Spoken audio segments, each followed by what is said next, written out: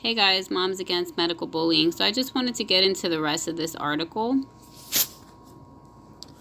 My main reason for reading this article is because they have diagnosed the whole world with COVID. And, and I think it's fascinating to consider how just when people are told something, how that they can manifest something because they believe it. And they fear it. And I think it's powerful that they know this. So I'm going to keep reading here. Consider the near fatal case of Mr. A, reported by Dr. Roy Reeves in 2007. Mr. A was suffering from depression when he consumed a whole bottle of pills. Regretting his decision, Mr. A rushed to ER and promptly collapsed at reception. It looked serious. His blood pressure had plummeted and he was hyperventilating. He was immediately given intravenous fluids, yet blood tests could find no trace of drugs in his system. 4 hours later, another doctor arrived to inform Reeves that the man had been in the placebo arm of a drugs trial. He had overdosed on sugar tablets. Upon hearing the news, the relieved Mr. A soon recovered. We can never know whether the nocebo effect would have actually killed Mr. A, though Fabrizio Benedetti of the University of Turin Medical School thinks it is certainly possible. He has scanned subjects' brains as they undergo nocebo suggestions, which seems to set off a chain of activation in the hypothalamus and the pituitary and adrenal glands, areas that deal with extreme threats to our body. If your fear and belief were strong enough, the resulting cocktail of hormones could be deadly, he says. Now, this is so interesting because I think German New Medicine, they would like this article here. Because that's what they talk about, conflict shocks. And, that doctor said that specific places in the brain would get highlighted during conflict shocks. So that's interesting. So I just want to say, though, this is what they're doing to us right now with COVID. Giving a ton of people conflict shocks, right? Death threats. People are scared for their lives. Sick rumors. The thought that your doctor could inadvertently make you sicker is concerning enough. But more recently, it has become clear just how little is needed to spread the nocebo effect. Even just passing gossip and hearsay can prime your mind for illness with potent effect.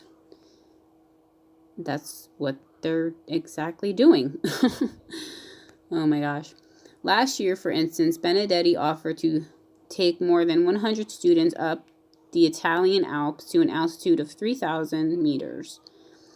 A few days beforehand, he had told just one of them about a possible consequence that the thin air could bring on a migraine. By the day of the trip, he found that the gossip had spread to more than a quarter of the group, and those who had heard the rumor began to suffer the worst headaches. What's more, a study of their saliva showed an exaggerated response to the low oxygen conditions, including a proliferation of the enzymes that are associated with altitude headache. The brain biochemistry changed in the socially infected individuals, said Benedetti. Oh my God, German New Medicine would go crazy over this article. In other words, harmful beliefs that transmit illness could be catching. Negative expectations can be communicated to your friends, neighbors, and the like, and they spread very quickly, producing social nocebo effects in a large population of subjects. Okay, I just want to pause and say, this is why I hate entertaining people's thoughts when they want to talk about negative expectations, like, okay, so-and-so won the election, and gas is going to go up, and we're doomed. I reject those negative expectations, Anyways, indeed, another study found that simply seeing another patient suffering pain can make a treatment hurt more, suggesting nocebo could pass from person to person by silent observation. I wonder if they stop to think about this in relation to their, theory of contagion, right? if you tell people that if you're around somebody who is sick, you are going to catch their sickness and they believe it, well, sure enough, then that it happens. Even more worryingly, you might not need to be conscious of those thoughts to be affected. The nocebo can apparently be triggered by subliminal cues. History is full of mysterious outbreaks that might have arisen in this way. Most famous is the deadly dancing plague of 1518. Oh, you know what? I heard about this through some show. Then, in the 1960s, there was the mysterious June bug epidemic in an American textile factory, which brought about dizziness and vomiting, despite the fact that none of the poisonous insects thought to be responsible could ever be identified. American textile factory. Maybe people were inhaling something, toxic fumes or something. The most chilling was the spate of mysterious deaths within the community of Hmong people who arrived in the U.S. from Southeast Asia in the 1980s. Young men with no existing illness who began dying in their sleep after periods of nightmares and sleep paralysis. Experts have speculated that it arose from a strong cultural belief in deadly night spirits. Often fear of new technology seems to be responsible. In the late 19th century, early telephone users reported giddiness and racking pain after using the new contraption. For instance, the Scandinavian workers in the 1980s developed surprising rashes, apparently from their computer monitors. I don't know. I would say that if they had heard that they were going to get rashes because of their computers, that maybe that would trigger something. I don't know. Or maybe it was a real thing. Today, the nocebo is perhaps most visible in such controversial disorders as wind turbine syndrome, sickness and insomnia from wind farms, most common in Canada, and electrosensitivity, an allergic reaction to mobile phone signals and Wi-Fi. So I think it's interesting that they want to point out the stuff that they think is wooey. I guess I hate using that word. But they won't point out the fact of their, nocebo effects or, with their theory of contagion. That's real though, right? Some sufferers even resort to sleeping in metal cocoons to avoid the constant ringing in their ears. Yet dozens of experiments have shown that people are just as likely to report the same symptoms when they are exposed to a sham transmitter that doesn't actually emit any electromagnetic waves. If work on the nocebo tells us anything, it is that we shouldn't underestimate the distress of their condition.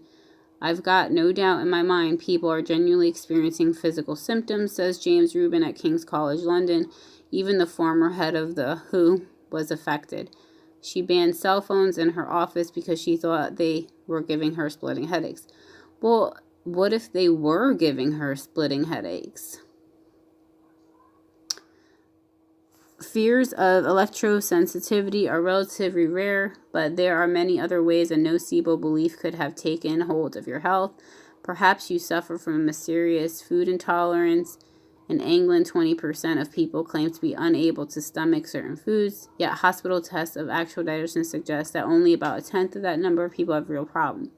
The nocebo may also explain why people apparently develop sickness after an inert vaccine, and it may shed light on the often discussed side effects of the contraceptive pill, such as depression, headache, and breast pain, which scientific trails have mostly failed to confirm. So basically what they're saying, if science doesn't confirm it, then it's not real. Expectation of illness may also lie behind the sickness and eye strain apparently caused by 3D TVs. What can be done? It is notoriously difficult to neutralize long-held beliefs, but responsible media reporting would at least stem the spread of poisonous rumors. All right. Yeah, I mean, obviously this is written from a view that their specific science is real, that, they don't mention about viruses causing disease, right? That's a theory.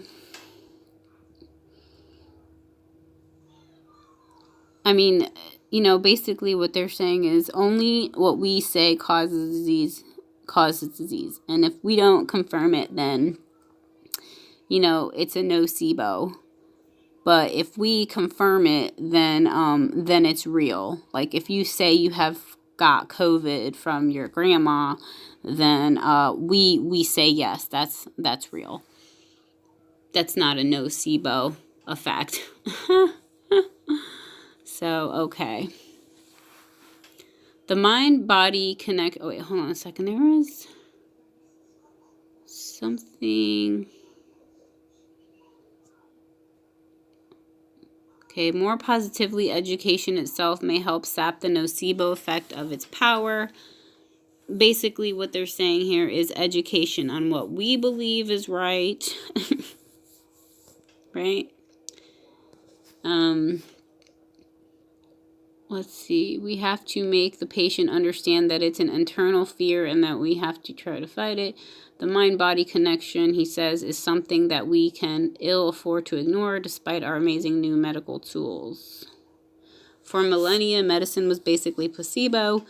By using expectation, magicians used the will to heal, he says. It is not enough to overcome disease, but it is indispensable. Yeah, so basically, if their science says that something can make someone sick, then it's a fact. And if it doesn't, then it's nocebo. So maybe this is what they use to spread COVID.